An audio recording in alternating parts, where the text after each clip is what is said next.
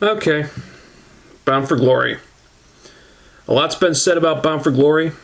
I haven't really chimed in yet because I wanted to wait until I calmed down a little bit so I could compose my thoughts. And there's two things I want to mention here before I get into this. Number one, the timing of everything really hurt the show in my opinion. This pay-per-view really needed to be 4 hours long because they did not have enough time to properly showcase everything they were trying to do. Nearly every match on this pay-per-view was too short, with the exceptions of 1 or 2 matches that got the right amount of time, as well as the Knockouts match, which wasn't short enough. But I'll get to that in a minute. And this is not the same thing as me bitching about short matches on iMPACT. This is your biggest show of the whole year. People aren't paying to see short matches because when they're too short, what happens? They feel anticlimactic. And that really hurts the show when these are matches that you've been anticipating for months. Number 2. There was a recurring theme throughout the night, which showed this company just doesn't have its finger on the pulse and that there's a lot of things in which they are really just not getting it. Heels getting cheered, faces getting booed. First example, the X Division title match. Brian Kendrick, the babyface, comes out to little or no reaction. Austin Aries, the heel, comes out to a huge pop. Most of the crowd response in this match, be it face heat or heel heat, was directed at Aries. Kendrick didn't really get that much. At one point he tried playing to the crowd and they booed him. And Aries was trying to do all these things to generate heel heat, like jumping out of the ring and doing the timeout and stuff, but he just couldn't turn the audience against him. And in my opinion, that's not just due to how great Austin Aries is, although that's a big part of it, but also due to the fans' complete indifference to Kendrick's Wizard of Oz gimmick. It's just not working. It hasn't shown signs of getting over, and yet they continue to run with it. The end result being that the heel got treated like a face in this match because he was the only one the audience gave a crap about. Second example was the triple threat. Samoa Joe, the heel, got cheered. Morgan and Crimson, the faces, got booed. And this is a case of management just completely missing the boat with Samoa Joe, who is still over despite being mishandled for years now, while at the same time pushing Crimson down people's throats to the point where resentment starts to build up and the fans turn against him. And that's not a knock on the guy at all. I like Crimson a lot, but I wasn't surprised to see the Philly fans react this way, and I think it's a warning sign that his push may not be as effective as management would like it to be. Maybe a heel turn at some point would help with that, but now's not the time to start talking about that stuff. So with all that out of the way, let's get into this pay-per-view. Inc. versus Mexican America for the tag team titles on the pre-show. I'm not even going to go into all the times the referee clearly saw the blatant interference but didn't call for a DQ. Instead, I'll just say that keeping this off the main card was a very good move. This was a meaningless throwaway match and not even a good one. I don't mind Inc., but they are just not good enough to pull a good match out of these clowns. It's really depressing to see how bad the tag team division has gotten when it was so great last year. And if this is the standard of tag team competition that we have in store for us, then Chris Sabin cannot get healthy soon enough because this division needs the Motor City Machine Guns like a drowning man needs his next breath of air. Austin Aries versus Brian Kendrick for the X Division title. Other than the screwy way the crowd reacted to it, I have nothing bad to say about this. Would it have benefited from a few more minutes? Yeah, but you could say that about most of the matches on this show. But this was a very good match, the right guy won, and the best part is, the heel didn't win because of interference, or 50 ref bumps, or a brass knuckle shot, or a chair shot, or any other kind of overbooked horse shit. The heel won the match clean for no other reason than he was just better than the other guy. And what's wrong with that? Not a goddamn thing. Rob Van Dam versus Jerry Lynn, Full Metal Mayhem. Why bother making this Full Metal Mayhem when you barely even mentioned that in the promotion? Odds are pretty good that a lot of people didn't even know about this. That said, God bless Jerry Lynn, man. That guy is not a spring chicken anymore, but he still performs just as well or better than guys half his age. This was a great match. They didn't get overly crazy with the spots or anything. They kept it pretty basic for the most part, but they didn't shy away from things either. It was pretty hard-hitting at times. I don't really expect to see Jerry Lynn back after this. I mean, it seems pretty clear that they only brought him in to work a program with Van Dam so they could have this match and throw a bone to the Philly fans. And that's kind of a shame, because if there's any veteran that actually deserves a contract, it's Jerry Lynn. Crimson versus Samoa Joe versus Matt Morgan. More than any other match on the show, this one suffered from a lack of time. It was just starting to get pretty good, and then suddenly it was over. The finish was very sudden, and the build-up didn't do them any favors either. You've got the heel, who couldn't win a match prior to this, and suddenly he's getting double-teamed by the two faces who had already beaten him on pay-per-view. That's about the most ineffective way of drawing heat that I can think of. You people are fools! And the booking was weird, too. Joe was being smart, playing Crimson and Morgan against each other, and then capitalizing. And this strategy was working until it didn't. Crimson and Morgan start to go at it a little bit, and then Crimson pins Joe, which was not what the whole story of the match was supposedly building up to. Just about any outcome other than Samoa Joe getting pinned would have worked better than this. You want to keep Crimson's win streak going? Fine. But you could have had things break down between the faces, which led to Joe picking his spots and getting the pin on Morgan, or even Crimson getting the pin on Morgan when he was originally focused on Joe, so Joe doesn't necessarily win, but he still gets a victory because he succeeded in turning them against each other like he was trying to. But that's not what they did. And the finish, where they basically threw Joe under the bus, pissed me off, just like it obviously pissed off the live audience. Ken Anderson versus Bully Ray, Falls Count Anywhere. For me, this was the first match on the show that really felt like it belonged on Bound for Glory in every aspect, because not only did it have a lot of build-up, but the animosity these characters had for each other really factored into the psychology of the match. You really did feel like these guys hated each other when they kept going after each other with bigger and bigger implements of destruction, like when they brought the guardrail in. That was cool. There were some pretty painful-looking spots in that thing, too.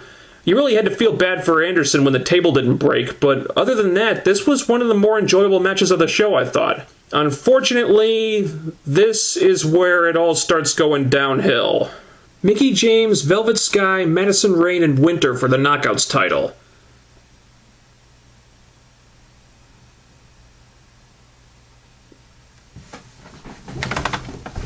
Unfortunately, I had to run to the toilet just now, because after watching this match, I came down with a horrible case of explosive diarrhea. As for how I felt about the match, how do you think I felt about it? With all due respect, he's also suffering from anal bleeding. Cole, you're not helping. If they had just done away with the 3 or 4 different storylines they were trying to play up all at once and just let the women wrestle, this might have been decent enough. But the second Karen Jarrett decided to be the referee, I knew exactly what we were in for. Putting Karen in there was pretty much the worst thing they could have done, because it took all the focus of the match and put it on her, when common sense dictates that it should have been on the woman that they had been grooming for a title reign for like 10 months, or on Winter, who was the defending champion, though I wouldn't blame you if you'd forgotten about that considering how insignificant her title reign was. Instead, it's all about Karen and how she's refusing to count pinfalls for the faces, making the whole thing more of an angle than a wrestling match, and it wasn't even a well thought out angle either. After Karen refused to count for the first pin attempt by the faces, it was obvious that she was just fucking with them, but then Mickie and Velvet kept on making pin attempts and kept acting surprised when she didn't do anything. And when you add in all the other shit they were trying to do, this just became an absolute mess. There was Karen screwing with the faces, there was her little alliance with Madison Rayne, there was Velvet trying to become champion for the first time, there was Angelina getting involved, Tracy getting involved. There was so much crap going on that it all got muddled together into one giant overbooked clusterfuck. Oh shit! It's Russo! What the hell is this all about? This was horrible. The title change didn't mean anything because that belt's been passed around like Halloween candy for the last few months, and worst of all, Velvet Sky is now the Knockouts champion.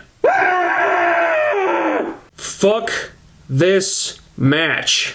AJ Styles versus Christopher Daniels, I Quit match. Oh, God damn it, I'm so sick of this.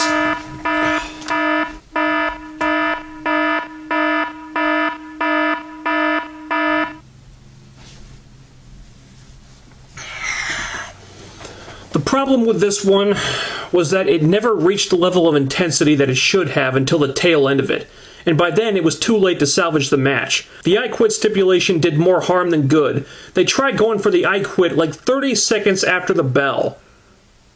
Are you kidding me? These guys have had Iron Man matches, for Christ's sake. They're not going to quit in under 60 seconds no matter what you do to them. So they were going for the I Quit way too much, and this really slowed the pacing down. And then Daniels gets a chair. He sits down and cuts a promo. Because on your biggest show of the whole year, what you really want to do is kill the pacing of a match dead with a promo when it's already short on time. After that, AJ finally got fired up, and for the next minute or two, they delivered the action that we should have gotten right from the start. Then Daniels turns into a chicken shit and quits, only to attack AJ after the match. This is the show you build up to all year, okay? It's supposed to be the big climax, where feuds finally end. Not where they begin, not where they continue. We were promised finality. All the build-up here was that this was going to be it. This would be the last time these guys faced each other. The last time they'd go to the well with this feud. One last time for all the marbles, and then this rivalry that's been on and off for years would finally be done with. Both guys would have gotten it all out of their systems, and everyone could just move on with their lives. But as it turns out, that was all bullshit. And this was nothing more than an underwhelming match to serve as a segue into yet another AJ Daniels feud. I don't know about you, but I don't appreciate being jerked around like that. This whole show is ridiculous! When you advertise something a certain way, you should deliver it. But TNA doesn't. They never do. And now, I don't believe them when they advertise things anymore because I know 99 times out of 100 it's going to turn out completely different than what they say it is. Then Jeff Jarrett and Jeff Hardy came out to waste 10 minutes that were desperately needed for other things on this show. Several matches had to be cut short to make time for this, including the main event. I don't know why it wasn't saved for Impact, and I guess Jeff's feud with Kazarian is just gone now, because God forbid Jarrett actually work a program with an up-and-coming homegrown star who needs the rub. They should have known he'd find a way to get out of that. And then there was the long-dreaded Sting vs. Hogan fight. This was what we all knew it would be. Hogan can't do shit physically, so it was pretty much Sting bumping all over the place for like 10 minutes until he tapped out Hogan with a Scorpion Deathlock. But there was this weird shit with the referee for some reason. They finally decided to pull the trigger on Jackson James as Eric Bischoff's son, but they hadn't teased that heel turn at all for like 10 months. Nothing had been done about it since then, but all of a sudden they bring that storyline out of purgatory for absolutely no reason, it turns out. They reveal that he's Bischoff's son, but then he calls the match straight. So it amounted to nothing. So they set up a swerve just so they could try to swerve us by not swerving us.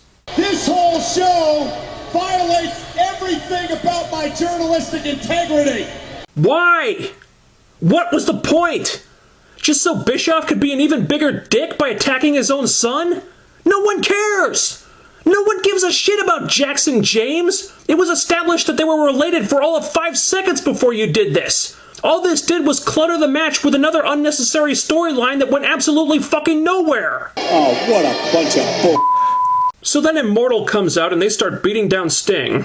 And strangely enough, no one comes out to help him. Fortune doesn't come out to help him. Abyss, who just turned on Immortal, doesn't come out to help him, even though we saw him watching backstage. No one comes out to help Sting.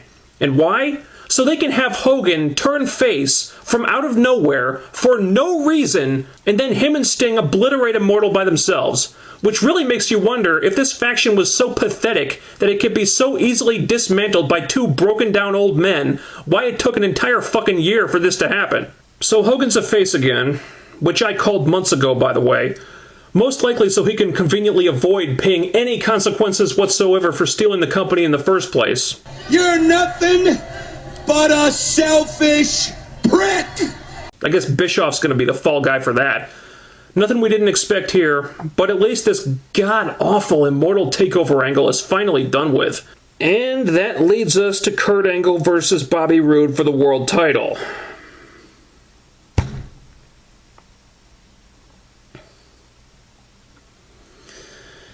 This was a really good match that could have been a great match if it hadn't been cut short on time. And you could tell they were really fighting the clock when they rushed through the entrances really fast and didn't even have JB do the intros.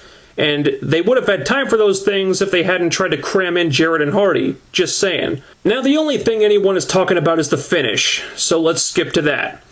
An injured Kurt Angle wins by holding the ropes after about 14 minutes. Supposedly the plan actually was for Bobby Roode to win the title until Hogan decided at the last minute that he wasn't ready after all and got them to change the decision. Well, thanks a fucking lot, Hogan. You couldn't have made that decision before they had Roode win the tournament, before they did all this great hype building him up. Christ, if Bobby Roode isn't ready for the world title, then who the hell is? The drug trafficker? Mr. 0.5? How about Ken Anderson? Yeah, his title reigns turned out real well, didn't they? You have him win the Bound for Glory series, have him riding a wave of momentum, having everyone and their brother saying that he's ready to be the world champion, AJ, Kazarian, James Storm, have Sting endorse him as the guy who is championship caliber, as the guy that he believes can beat Kurt Angle, hype him up with all these video packages that make it look like this is the culmination of a 13-year journey for him, and after all that, you change your minds at the 11th hour and have him lose due to another screwy finish? I was a war correspondent, and now I'm covering this! What the hell were you thinking? Even if you thought he wasn't ready to be the world champion, you were past the fucking point of no return here! After all that build-up, not putting the title on him was more damaging than anything else you could have possibly done. And now you can't even argue that at least he took Kurt Angle to the limit, because by today's standards, for a pay-per-view main event, this was actually on the short side. So instead of winning the world title, Bobby Roode lost kinda quickly to a guy who was already injured going into the match. I'm done! I am done with you! I'm done with this entire show! Say he wasn't ready to be the champion. So be it. You take the title off him and you put it on someone else. But at least you would have given him a shot. To just cut him off at the knees when all the buildup was designed to make us think that this guy had what it takes was the worst thing that could have possibly happened. Now he doesn't look like that guy anymore. Now he just looks like a mid-carder who couldn't get the job done when his opponent wasn't even at 100%. I don't know what my future holds, but I know one thing. It was the absolute worst kind of bait and switch imaginable, and I don't know how the hell you fix this. Even if Bobby Roode wins the world title later on, it's not going to mean nearly as much as if it had happened here. And you know the worst part in all this? TNA actually made us believe that they had finally pulled their head out of their ass. That they were finally ready to take a fresh, homegrown star, let him run with the ball for real, push him to the top, give him the title, finally shake up the main event scene, which is stale as fuck right now. They made us think they were finally ready for a change. And then at the last minute, they reverted to form, took it all back, and flipped us off with a typical screwy finish we've seen 100,000 times. You can take this microphone and shove it up your ass. So let me ask you a question, TNA. Why the hell should your fans continue watching if you're going to continue to fuck them over like this? You guys mull that question over for a while. I'll be back in a little bit.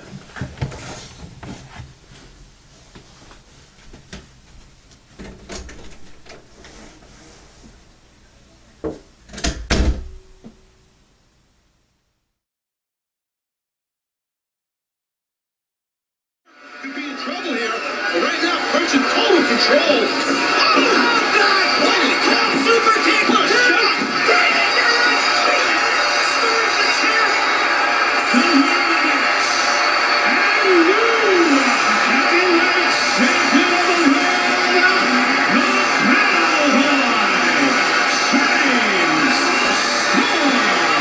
Are you kidding me or what? James Storm is the new world champion? Holy crap!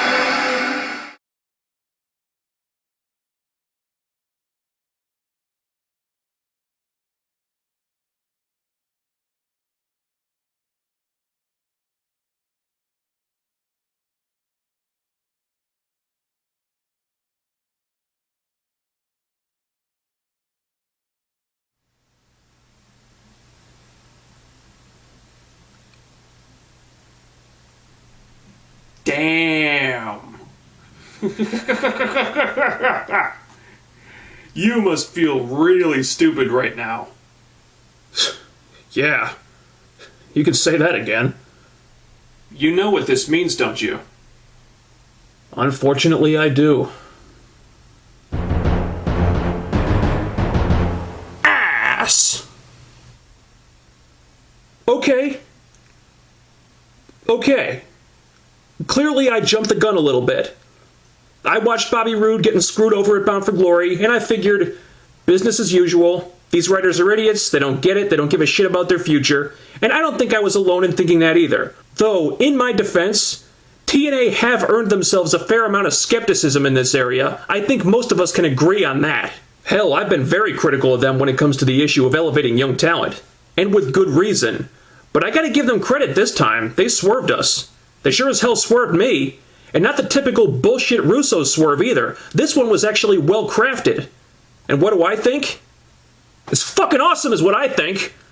James Storm was one of the most underrated talents on the roster. I've been a proponent of that guy for years. I marked out like a maniac when this happened. And sure, James Storm coming from behind and winning the title instead of Bobby Roode was always a possibility. But I never thought they'd actually do it. That would be giving this creative team credit for cleverness, forward thinking, and innovation that we'd hardly been given any indication they were actually capable of. Now don't get me wrong, I stand by what I said about Bobby Roode, and I'm still pissed off about what happened to him. I mean, they still could end up doing more harm to him than good if they're not really careful. And while this doesn't excuse or repair the damage done to Bobby Roode by the Bound for Glory debacle, and while I'm still not convinced that more good couldn't have been done by just putting him over that night, this does create an opportunity to tell the story of his journey to the world title in a possibly more dynamic way if they're smart about it. I think most of us assumed that it would be Roode winning the title and then Storm eventually turning heel on him. But Storm winning the title in a surprise twist and then Roode turning heel on him? That could work too. Hell, in a way, that might even be better. If that's what they have planned for this, and we don't know if it is yet. But the seeds for it are already planted, and if this plays out the right way, this could be an epic feud. I just hope to God they take their time with it. Don't rush into anything, keep it organic, don't have them start feuding right away, have Storm be a long-term champion and slowly build up the tension between them over time, and then pay it off when people are just dying to see it. If it were up to me, I wouldn't even have them face each other for the title until like Genesis, and then like really start to build up Roode's resentment and jealousy until he finally snaps and goes full-blown monster heel and then wins the title at like Lockdown or something. And I think that's going to be the key to this, because this feud could be amazing as long as they're patient and they don't pull the trigger on it too soon. It's going to be all about letting that tension build up to a boiling point and paying it off at the right time. But let's not get ahead of ourselves. We don't even know if that's where they're going with this yet. For now, however, I'm pretty damn excited. Now, as for the rest of this show...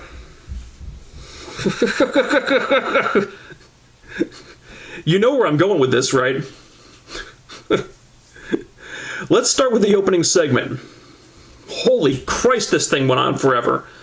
Sting, Hogan, and Dixie come out, and they spend a long damn time putting each other over.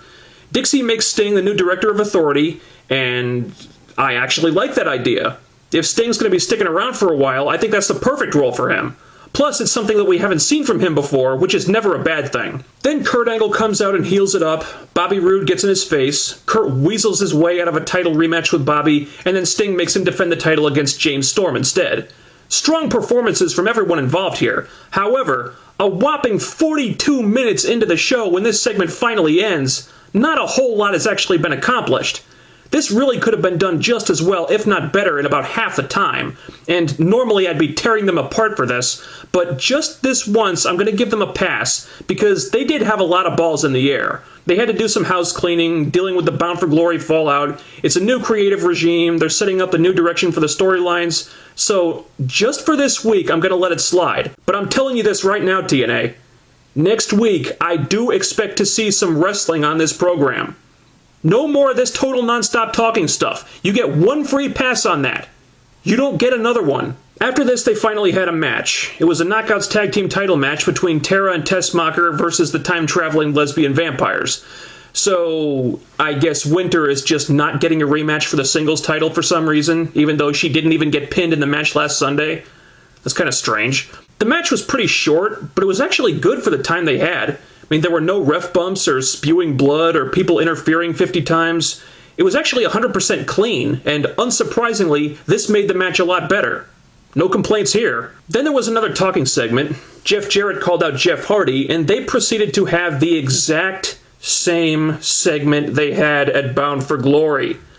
Which really leads me to wonder why, if they were just going to do this, did they have to do it at the pay-per-view too, when all that did was eat up a lot of time they did not have to spare that night. The Bound for Glory main event was very negatively affected by that, and now it seems like it was done for no reason other than giving Jarrett and Hardy pay-per-view spots they really didn't need. Then, shockingly enough, there was another promo segment.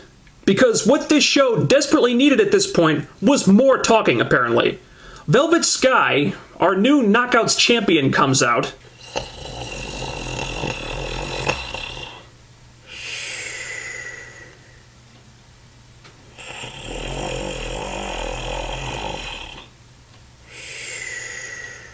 And she starts blah blah blahing again about how she was bullied as a kid and how people said she didn't deserve the title and it was pretty much word for word the same bullshit speech she's made like 3 or 4 times now. And once again, we're just supposed to forget about how Velvet was one of the biggest bullies on the roster for like 3.5 years when she was cleansing the world one ugly person at a time. It's like all that stuff never happened now, because that would prevent Velvet from taking her rightful place as the biggest Mary Sue character on television. Sorry, Velvet, but your pity party is a giant load of crap, and I'm not coming to it. Oh, and for the record, I'm not buying those fake tears either. So I'm about ready to shoot myself in the head listening to this. God help me, I was actually happy when Karen Jarrett came out, because I knew that, if nothing else, Karen was going to put a stop to this farce. And she did. She threatens to strip Velvet of the title and says she wants to inflict bodily harm on Velvet. So for the first time in her existence, Karen is actually using her powers for good. And I like it. I may think Karen gets way over pushed a lot of the time, but I can roll with this. So Karen distracts Velvet with Madison Rayne, and then Gail Kim jumps her from behind.